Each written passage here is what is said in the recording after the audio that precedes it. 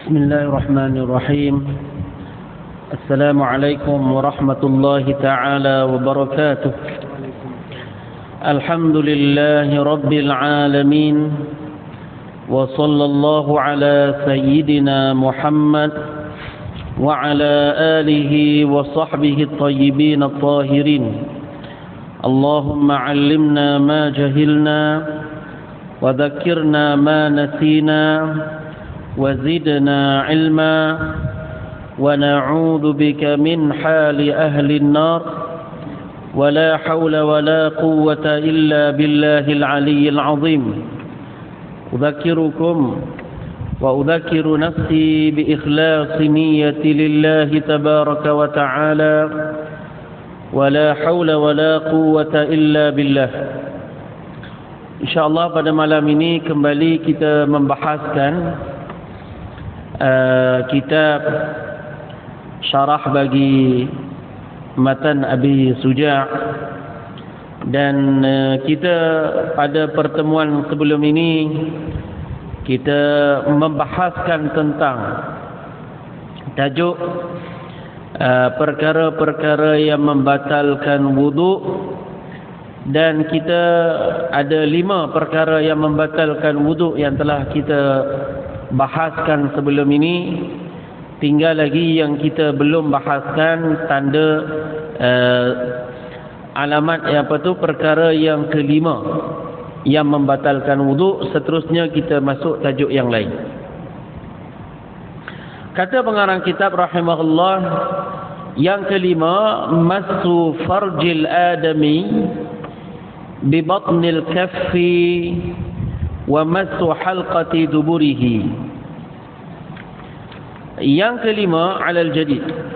Yang kelima ialah menyentuh kemaluan anak Adam. Menyentuh kemaluan anak Adam. Di antara perkara yang membatalkan wuduk, kalau orang tu dia berwuduk, bila dia dikira batal wuduknya, kita telah sebut beberapa perkara, dan ini yang terakhir daripada perkara yang telah kita bahaskan sebelum ini. Yang kelima ialah dia sentuh kemaluan anak Adam, kemaluan manusia. Itu maknanya. Yang kita maksudkan ialah kemaluan yang bahagian hadapan, kubul.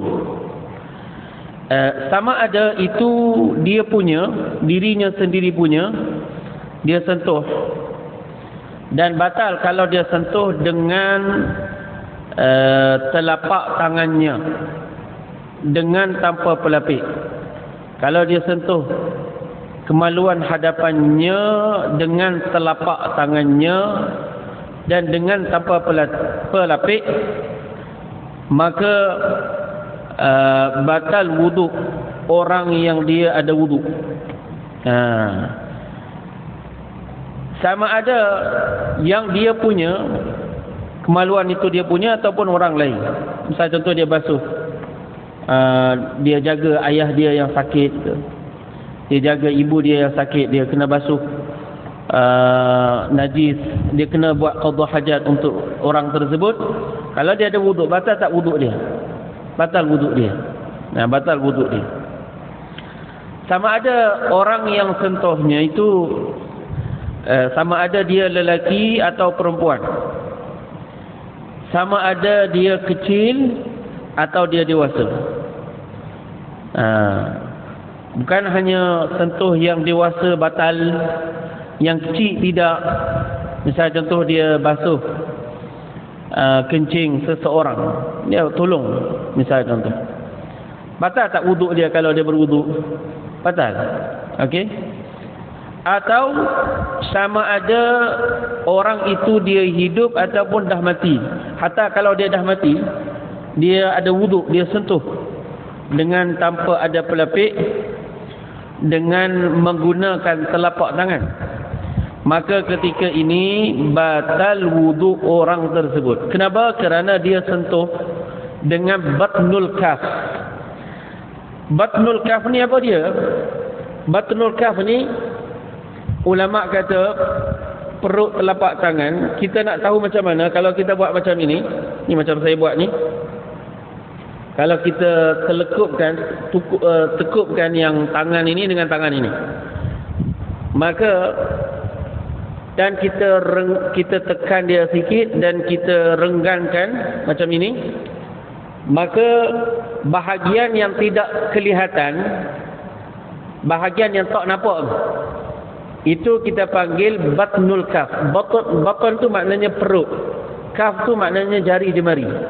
So macam mana kamu nak tahu perut jari jemari yang kalau kamu sentuh pada bahagian itu batal wuduk? So kita tahu dengan cara macam ini, kata ulama. Kita buat macam ini, maka pada bahagian yang tidak kelihatan oleh mata kita ni, tak nampak, tu dia panggil batnul kaf, perut jari jemari. Melainkan ibu jari tak boleh, kita tak tahu perut dia mana, melainkan kita buat macam ini. Perut jari kalau kita buat macam ini, baru kita tahu yang mana perut ibu jari, yang mana belakang ibu jari. So yang kita tak nampak tu dipanggil perut jari, yang kita nampak tu dipanggil dhahrul kaf, belakang jari jemari. Lepas tu penting ke kita tahu benda ni? Penting. Kenapa? Kerana kalau sentuh menggunakan perut jari jemari ini, maka batal wuduk. Dan kalau sentuh dengan menggunakan belakang telapak jari, belakang dia, tak batal wuduk. Baik dia sentuh pada kemaluannya dengan menggunakan ini tak membatalkan wuduk. Tapi kalau dia menggunakan ini, batal wuduk lah. Batal wuduk. Batnul kaf namanya. Baik. Bahagian yang kita sebutkan tadi yang nampak, di sini dikecualikan bahagian yang tak nampak tu batnul kaf. Macam mana dengan kepala jari jemari? Sebab kepala jari jemari nampak tak? Nampak? So kata ulama, kepala jari jemari ni kalau dia sentuh, kalau dia sentuh juga celah-celahan dia ni, celah-celahan ini, yang itu bukan batnul kaf. Kalau dia sentuh dengan bahagian itu tidak membatalkan wudu. So yang membatalkan wudu diikat, kita sebut dah tadi, iaitu dengan menyentuh bahagian-bahagian telapak tangan, perut jari jemari. Kita pun dah tahu makna perut jari jemari. Itu dia. Jadi kalau seseorang itu dia sentuh kemaluan dia ada wuduk misalnya, contoh dia sentuh kemaluan dia yang hadapan dengan telapak jari bahagian ini, maka batal wuduknya. Tapi kalau dia sentuh dengan dengan di celah ni tuan-tuan, tak batal wuduk. Tak batal wuduk. Tapi kalau dia kencing, dia sentuh begitu, batal lah wuduk sebab dia kencing. Bukan kerana dia sentuh dengan tepi jari jemari ni. Tepi jari jemari itu dia bukan telapak tangan. Okey. Itu yang dia orang buat soalan tu. Kalau kencing sentuh dengan celahan jari ni, batal wuduk ke tak batal wuduk? Dia duk fokusnya jelahan jari tu. So yang itu bukan telapak tangan. So kiranya tak batal. Tak batal lagu mana? Dia kencing. Dia kencing itu yang batal. Okey? Baik. Kemudian pengarang kitab bila dia kata sentuh kemaluan hadapan anak Adam, kenapa disebut kemaluan hadapan anak Adam? Maknanya kalau dia sentuh kemaluan hadapan bukan anak Adam, lembu misalnya tu, haiwan, batal wuduk dah. Tak batal wuduk. Misalnya contoh dia buat aktiviti korban misalnya tu. Dia pindah alat kemaluan binatang tu, ambil buat dalam plastik. Batal tak wuduk dia? Tak batal wuduk, sebab yang batal wuduk ialah kemaluan binatang. Habis. Jadi kita kena sebutlah, sekarang kitab ni dia syarah masalah ni, penting juga masalah ni supaya kita faham maknanya, supaya kita faham makna membatalkan wuduk tu. Wa massul halqati duburihi, Sebab kemaluannya ada dua, kemaluan depan, kemaluan belakang. So kemaluan belakang ni cuma yang depan ni tuan-tuan, yang dimaksudkan dengan batal ialah pada kepalanya dan juga batangnya. Adapun telurnya, kata ulama, itu tidak membatalkan wudu.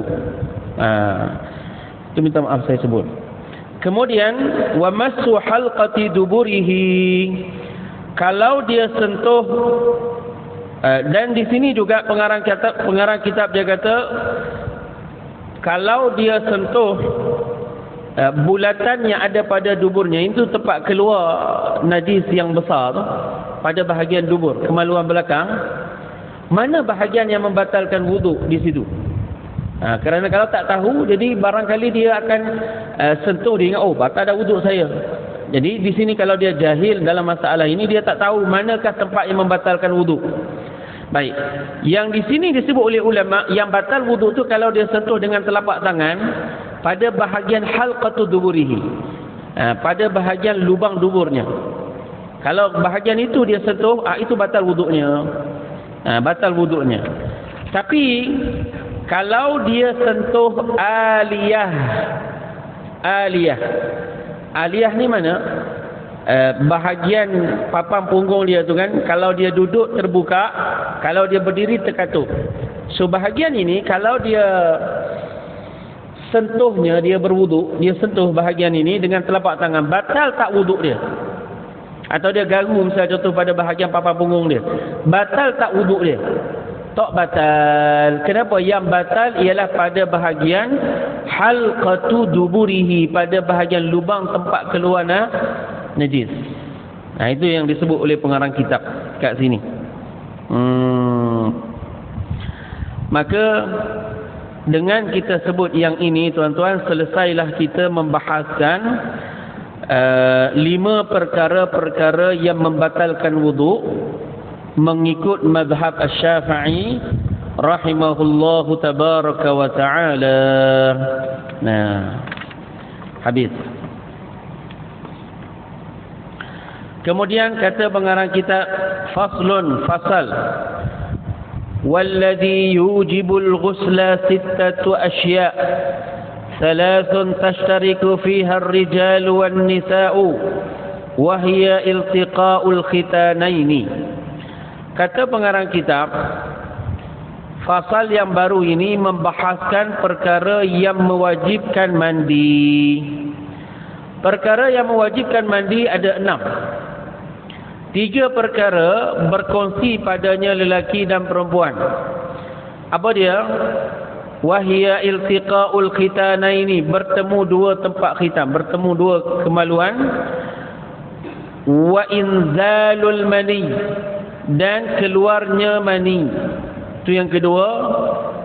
Wal mautu, dan yang ketiga ialah mati. Yang ketiga ialah mati. Baik. Sekarang apa makna al-ghusl? Mandi dulu. Mandi ni maknanya kita mengalirkan air di atas sesuatu. Tu maknanya mandi. Mengalirkan sesuatu, mengalirkan air di atas sesuatu. Dari sudut syarak, mandi ni maknanya mengalirkan air di seluruh badan dengan niat-niat yang tertentu. Jadi itulah maknanya mandi. Pengarang kitab dia kata perkara yang mewajibkan mandi, ni dengan istilah yang lain, perkara yang menyebabkan seseorang tu berhadas dengan hadas yang besar. Orang yang berhadas dengan hadas yang besar, macam mana dia nak angkat hadas besar? Dengan melakukan mandi. Kalau orang tu dia berhadas dengan hadas kecil, macam mana dia nak menghilangkan hadas kecil, mengangkat hadas kecil dengan berwuduk?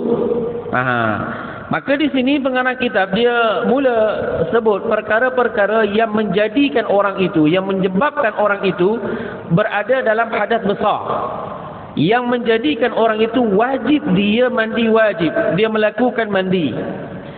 Lalu pengarang kitab dia kata ada 3 perkara yang mana berkongsi sama lelaki dengan perempuan. Ni bagi lelaki macam tu, bagi perempuan pun macam tu. Bagi lelaki macam tanda ini, dan bagi perempuan pun ini juga. Apa dia? Iltiqaul khitanaini. Iltiqaul khitanaini, bertemu tempat dua khatan. Ini maknanya, istilahnya rujuk pada jima'. Maknanya antara perkara yang membatalkan wuduk seseorang itu dia melakukan persetubuhan, melakukan jima'. Dan maknanya ialah seseorang itu dia memasukkan kepala zakar ke dalam faraj. Itu maksud dia. Ataupun kalau sekiranya dia tidak ada kepala, misal contoh dalam situasi yang dia terpotong, maka dia memasukkan kadar yang terpotong itu seukuran dengan kadar kepala zakar. Maka kalau masih ada baki kadar itu, maka itu disebut dia dengan jima'. Itu dipanggil dia dengan jima'. Jadi ulama' ni dia datangkan takrif supaya kita faham maknanya. Supaya kita faham makna persetubuhan ataupun jima'. Dan kalau seseorang tu dia buat semata-mata jima' ini, maka batal wuduknya walaupun tidak keluar daripadanya mani. Walaupun orang itu dia buat jima' dengan isterinya tak keluar mani, tapi semata-mata dia buat jima', maka batal wuduknya. Dan dia wajib mandi, wajib dia mandi wajib. Dia kena mandi wajib. Jangan dia kata saya tak keluar daripada saya mani, tapi kamu buat jima', maka wajib mandi. Wajib mandi kerana semata-mata buat jima', dia bersama dengan isterinya, maka dia wajib melakukan mandi. Ini kita cerita, ini orang hidup. Kita cerita ni orang hidup, dan ini berdasarkan hadis idzal taqal khitanan faqad wajabal ghuslu, faqad wajabal ghuslu. Kalau bertemu dua tempat khatan ini, ataupun kalau sekiranya berlaku jima' antara suami dan isteri, maka wajib melakukan mandi. Ini hadis riwayat Ibnu Majah. Maka hati-hati sebahagian orang di akhir zaman dia tak belajar sampai peringkat macam ini. Dia tak belajar, dia kahwin je, dia tak belajar sampai tahap macam ini. Dia tak tahu bila dia nak kena mandi wajib. Dia tak tahu perkara yang perlu dia buat setelah dia bersama dengan isterinya. Ini hukum syarak, dia kena belajar. Adapun mayat, maka tidak wajib dia ulang mandi. Baik, mayat misal contoh ini, ingkis ulama-ulama ni kadang-kadang dia ada fiqh iftiradhi, katakan mayat itu dipersetubuhi. Mayat itu dipersetubuhi. Mayat tu dah dimandikan, kena ulang mandi ke tak? Kata ulama tidak perlu ulang mandi. Tak perlu ulang.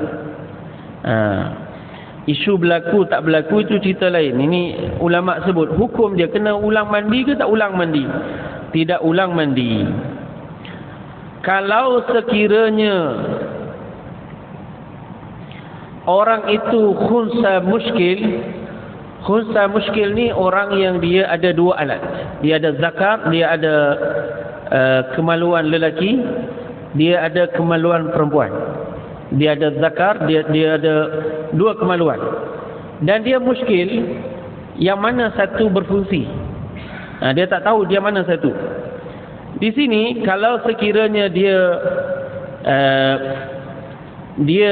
buat jima' atau dia dijima', dia yang buat jima' atau dia yang dijima', maka di sini kata para ulama tidak wajib mandi.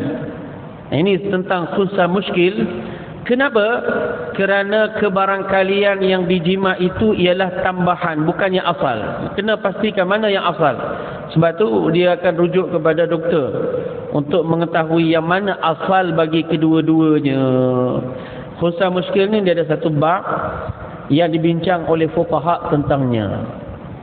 Tapi kalau dia buat dua-dua, dia yang buat jima' dan dia dijimakkan, dia buat dua-dua, maka ketika itu mandi wajib. Wajib dia mandi. Ketika itu wajib dia mandi, kerana sudah tidak ada kemungkinan lagi kedua-duanya, mesti kena salah satu daripada duanya. Ini hukum syarak lah. Hukum syarak ni kita sebut juga supaya kita tahu tentang ni. Habis. Qala al-muallif rahimahullah wa inzalul mani. Dan di antara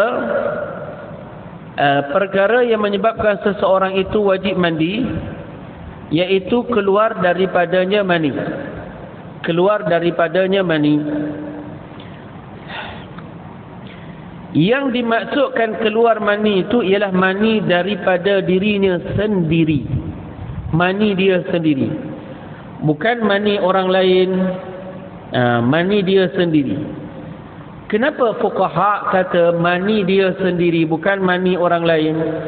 Kerana barangkali ada kes kalau sekiranya isteri dijimakkan dan dia tidak tunaikan hajat dia tak qada hajat dia ketika itu, maka yang confirm keluar mani ialah mani suami, bukan mani isteri.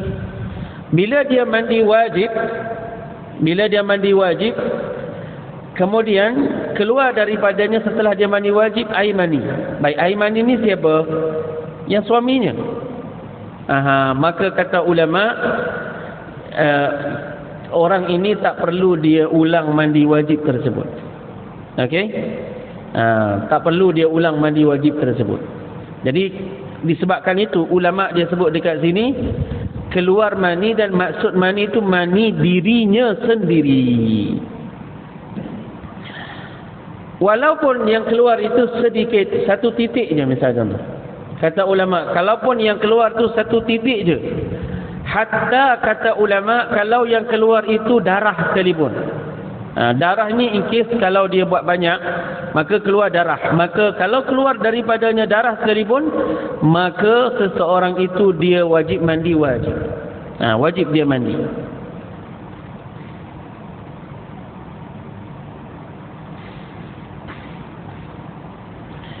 Kemudian walaupun yang keluar itu bukan kerana jima, katakan dia keluar daripadanya mani bukan kerana dia buat jima, kerana boleh jadi seseorang itu dia keluar mani dengan tanpa dia melakukan jima. Baik, kalau dia keluar daripadanya mani, dia tak buat jima, wajib mandi tak? Kata ulama wajib dia melakukan mandi. Wajib dia melakukan mandi. Mungkin kalau orang tak belajar, dia akan fikir, oh saya tak buat jima, tapi keluarkan daripada kamu mani. Maka bila keluar daripada kamu mani, walaupun tidak dibuat jima, maka wajib melakukan mandi. Wajib dia melakukan mandi. Misal contoh, ataupun dia tidur, misal contoh, dia tidur keluar daripadanya mani, maka dia tidur basah, disebut ihtilam, dia tidur basah. Maka dia bangun daripada tidur, ada padanya mani.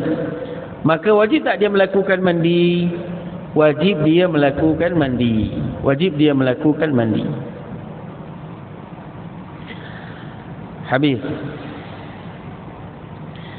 Kemudian kata pengarang kitab, wa minal mustaraki al-mautu. Dan di antara perkara yang berlaku kepada lelaki dan perempuan dan wajib mandi, cuma yang ketiga ni tak wajib pada diri orang tersebut, wajib kepada orang yang lain yang tahu tentangnya, iaitulah mati. Kalau seseorang tu dia mati, wajib tak kita melakukan, wajib tak mandi? Wajib mandi. Orang yang meninggal dunia, 4 perkara kita uruskan jenazah dia kan.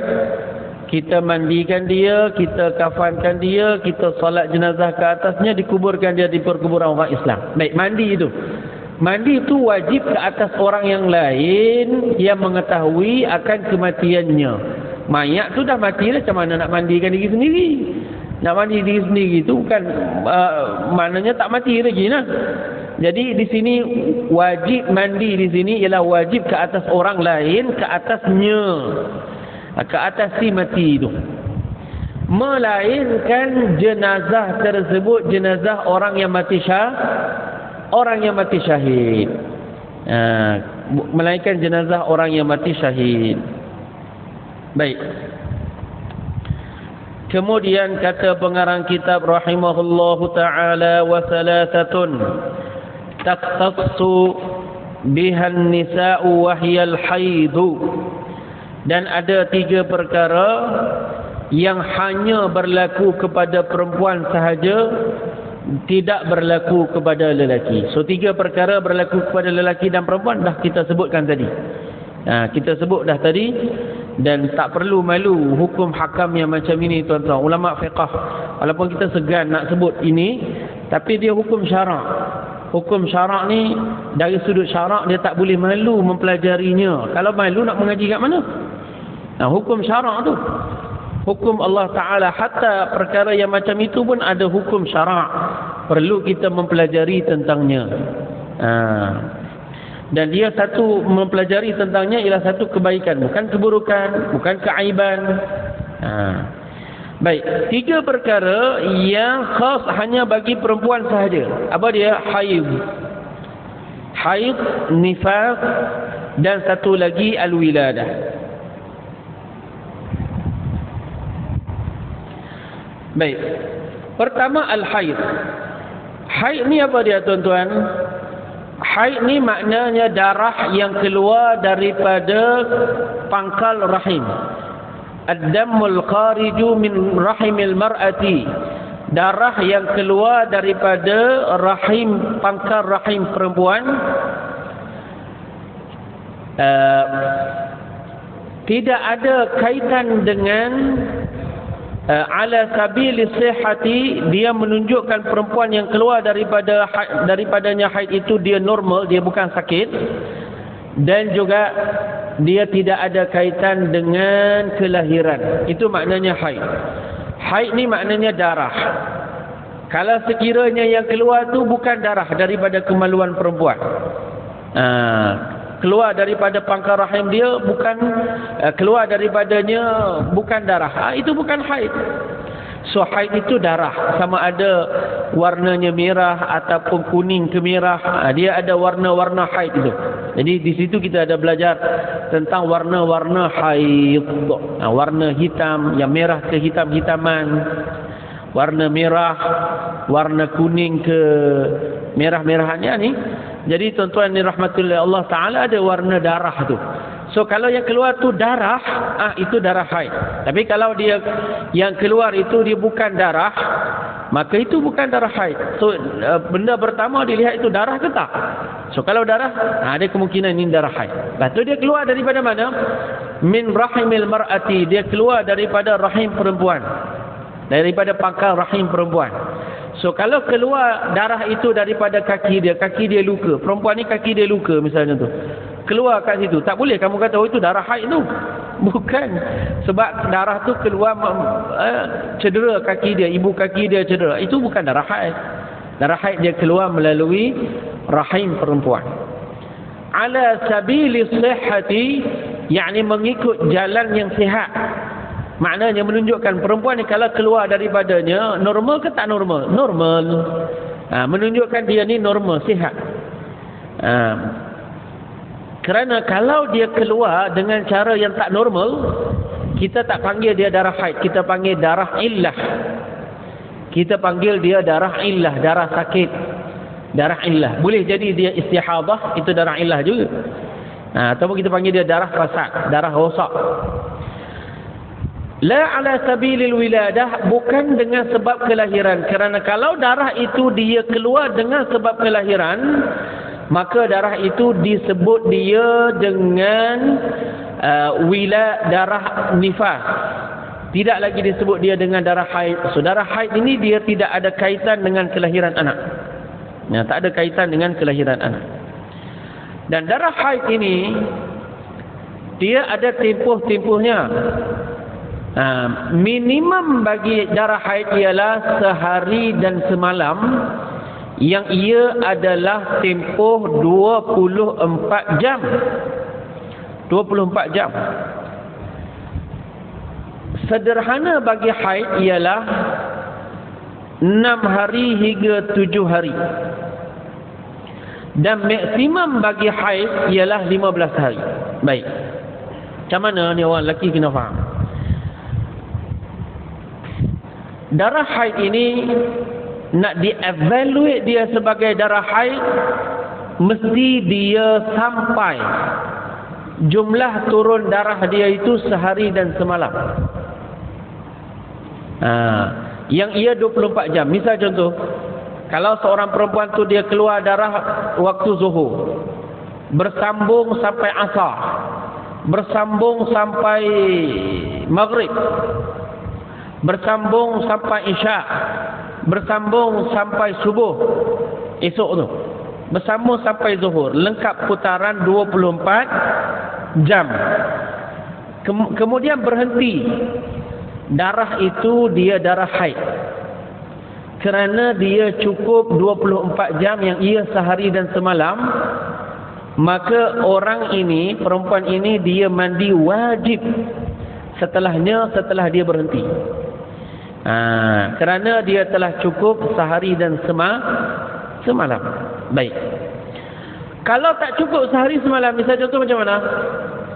Misal contoh, keluar daripada dia ini waktu zuhur.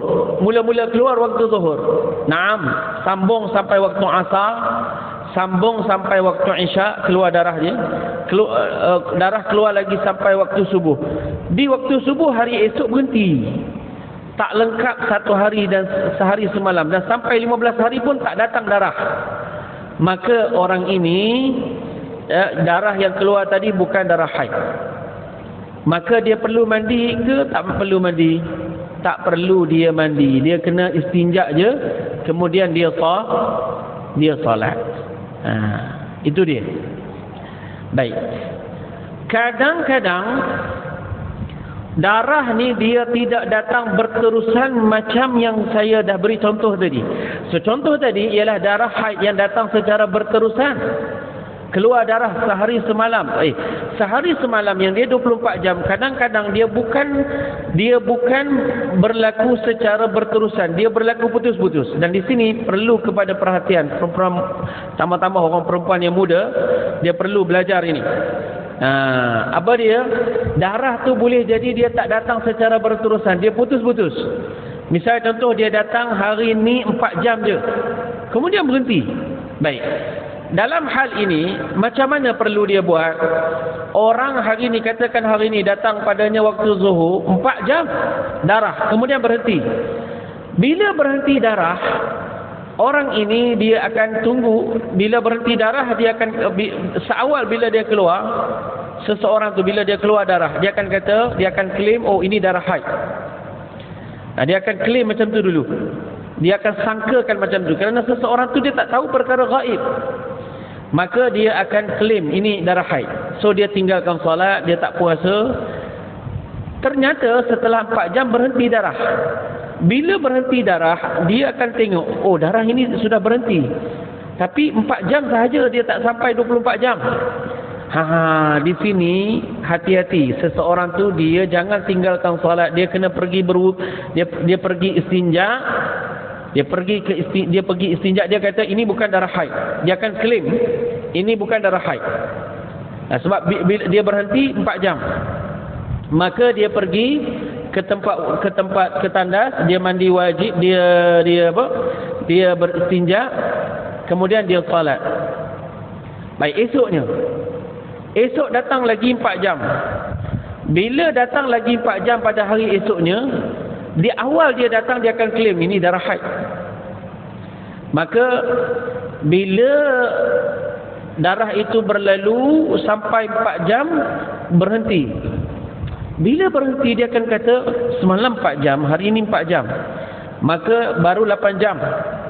Maka dia tahu bahawa ini belum lagi darah haid, kerana 8 jam bukan darah haid. Darah haid ia sekurang-kurangnya ialah 24 jam sehari dan semalam. Maka dia pergi ke tandas, dia istinja, dia berwudu, dan dia salat. Hari yang ketiga datang lagi darah. Maka di awal dia datang darah, dia akan claim ini mungkin darah haid dah, mungkin dia akan panjang, mungkin dia akan claim macam tu. Ternyata setelah hari ketiga, darah itu berhenti setelah 4 jam. Setelah 4 jam berhenti, maka dia fikir hari pertama 4 jam, hari kedua 4 jam, 8 jam, hari ketiga 4 jam, 12 jam, 12 jam bukan lagi. Sehinggalah esok macam tu juga dia buat, maka dia pergi istinja dan dia berwuduk dan dia solat. Hari keempat dia buat macam tu juga. Hari kelima macam tu juga. Hari keenam, kalau sekiranya dia keluar daripadanya darah hari keenam ni, dia akan claim, oh ini darah haid. Maka bila dia keluar darah, ternyata setelah 4 jam berhenti. Okey. Bila berhenti, dia tengok hari pertama 4, hari kedua 4, hari ketiga 4, hari keempat 4, 5 4, hari keenam 4. So sebenarnya dah 24 jam keluar darah haid. Jumlah turun darah ialah 24 jam. Confirm sekarang ini darah ini mencukupi minimum bagi haid, iaitu 24 jam. Yang ia sehari dan semalam, confirm ini adalah darah haid. Di sini bila darah ini berhenti, maka orang ini dia baru mandi wajib. Baru dia mula mandi wajib. Baru dia mula mandi wajib. Maka di sini baru dia mula mandi wajib. Jadi di sini apa manfaat kita ambil daripada apa yang saya sampaikan? Ada orang dia tak kisah, dia kira adat dia je. Dia keluar darah, dia terus tinggal solat. Kadang-kadang hari ni keluar, esok tak keluar sampai 15 hari, dia tinggalkan solat yang dia kena qada. Padahal darah yang keluar tu bukan darah haid lagi. Sebab tu cara ini ulama suruh buat supaya kita jaga diri kita supaya tak tinggal solat. Tak tinggal solat. Baik, saya nak sambung sikit lagi. Kalau kiranya hari ke-6 itu dia dah confirm itu adalah darah haid. Baik, hari ke-7 datang tak? Katakan hari ke-7, katakan dari hari ke-7 datang lagi. Katakan 2 jam dia datang. So dia dah jadi lebih dah 24 jam. So memang dah confirm itu darah haid kan. So dan ini dalam tempoh 15 hari. Tempoh 15 hari ini adalah maksimum bagi darah haid. Maksimum bagi darah haid. Maka kalau sekiranya hari ke-7 keluar darah, katakan 3 jam, kemudian berhenti. Setelah dia berhenti, kamu dah tahu, kamu dah berlalu jumlah turun darah itu 24 jam. Dah lebih dah. 24, 25, 26, 27 dah darah. Maka kamu mandi wajib setelah itu. Kalau hari ke-8 macam tu juga, mandi wajib. Hari ke-9 macam tu juga, kamu mandi wajib. Macam tu. Sebab dia bukan datang berterusan, dia berhenti. Jadi tempoh maksimum bagi haid ialah 15 hari. Katakan seseorang tu dia keluar hari yang pertama berterusan sampai hari ke-15. Kemudian hari 15 berhenti. Semua tempoh itu dikira tempoh haid. Semua tempoh itu dikira tempoh haid. Dan kalau sekiranya seorang itu dia datang putus-putus, hari ni 4 jam, esok 4 jam, lusa 4 jam, sampai 10 hari macam tu, kemudian 10 hari berhenti, itu adalah tempoh haid. Selagi dia tak melepasi 15 hari, maka itu adalah haid. Itu adalah tempoh haid. Kalau sekiranya darah itu dia datang hari yang ke-16, darah yang datang pada hari yang ke-16 itu adalah darah istihadah. Darah yang keluar pada tempoh yang bukan haid itu dipanggil dia darah istihadah. So darah yang keluar pada hari yang ke-16, ke-17 itu adalah tempoh darah istihadah. Yang kedua ialah an-nifas. Nifas ni ialah darah yang keluar setelah kosong perut ibu daripada perut. Kosong perut ibu daripada perut, darah yang keluar setelah itu dipanggil darah nifas. Adapun darah yang keluar semasa baby keluar, itu bukan darah nifas. Adapun darah yang keluar sebelum baby keluar, itu bukan darah nifas. Darah nifas bukan sebelum baby keluar, bukan semasa baby keluar. Darah nifas ialah darah yang keluar setelah kosong perut ibu daripada baby. Kalau dia dah lahirkan baby, perutnya dah kosong daripada baby, darah itu keluar. So darah itu adalah darah nifas. Darah itu adalah darah nifas. Baik, darah nifas ini ada tempoh yang minimum, yang sederhana, ghalib, dan ada tempoh maksimum. Tempoh yang minimum baginya iaitulah majjatun, seperludah. Sebentar je dia keluar sepercik je, sikit je, maka itu dikira sebagai darah nifas. Tempoh yang paling maksimum bagi nifas ialah 60 hari. Kalau seseorang tu dia keluar darah nifas berterus-terus sampai 60 hari, so semua tempoh itu adalah tempoh nifas. Baik, kalau sekiranya keluar daripada dia, dan tempoh yang sederhana bagi nifas ialah 40 hari. 40 hari itu ialah tempoh sederhana bagi nifas. Baik, kalau sekiranya seseorang tu keluar darah nifas, dia lahir baby keluar darah nifas, sampai 30 hari berhenti darah. Baik, dalam lingkungan 60 hari yang ia maksimum bagi nifas, datang kali kedua setelah dia berhenti, selang beberapa hari datang darah kedua. So darah kedua tu nak dievaluate sebagai apa? Nak dinilai sebagai apa? Dia darah nifas lagi ke ataupun dia darah haid? Di sini ulama kata kamu nak kena tengok darah stop tadi dengan datang darah yang baru dalam lingkungan 60 hari ini. Kamu nak kena tengok berapakah jarak hari di antara tempoh berhentinya darah dengan darah yang kedua ni. Kalau sekiranya tempoh berhenti darah dengan darah yang kedua datang dalam lingkungan 60 hari ini, ia 15 hari ke atas, maka darah itu adalah darah haid. Tapi kalau sekiranya dia lingkungan tak sampai 15 hari, misal contoh darah hari yang ke-30 berhenti.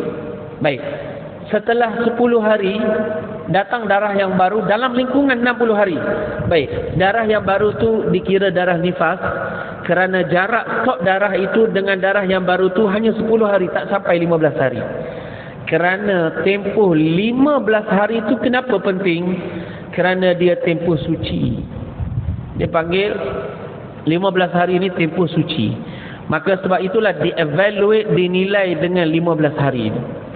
Tapi kalau sekiranya dia datang darah itu misalnya tu 30 hari, stop darahnya hari yang ke-30, kemudian setelah 16 hari katakan, datang darah yang kedua. So darah yang kedua itu dikira darah haid. Kerana telah berlalu jarak di antara stop darah dengan datang darah yang baru ni 15 hari ke atas. So darah yang kedua yang dia berlaku dalam tempoh 60 hari, darah yang kedua itu dikira darah haid. Nah, ini perincian tentang hukum darah nifas. Dan yang terakhir ialah al-wiladah. Al-wiladah. Al-wiladah ini maknanya perihal perempuan itu dia lahirkan anak. Kesilapan orang dalam memberi faham makna wiladah ni, dia kata darah wiladah. Tak ada satu pun nama darah wiladah. Darah wiladah ni tak ada. Wiladah tu maknanya perempuan tu dia lahirkan baby. Semata-mata lahirkan baby, sama ada dia lahirkan keluar daripadanya nifas ke tak keluar ke. Kadang-kadang orang dia lahir kering. Ada orang dia lahirkan baby basah, keluar darah nifas. Okey. Setelah berhenti darah nifas dia mandi wajib. Baik, sekarang ini kalau sekiranya dia lahirkan baby kering, misal contoh orang Kurdish, dia lahirkan baby kering, maka kata ulama, baby yang dilahirkan kering, dia kena mandi wajib ke tidak? Misal contoh dia lahirkan baby dalam keadaan tidak keluar darah nifas, kata ulama kena mandi wajib. Kerana anak tu sendiri dia adalah ibarat kepada mani yang bercantum di antara lelaki dengan perempuan.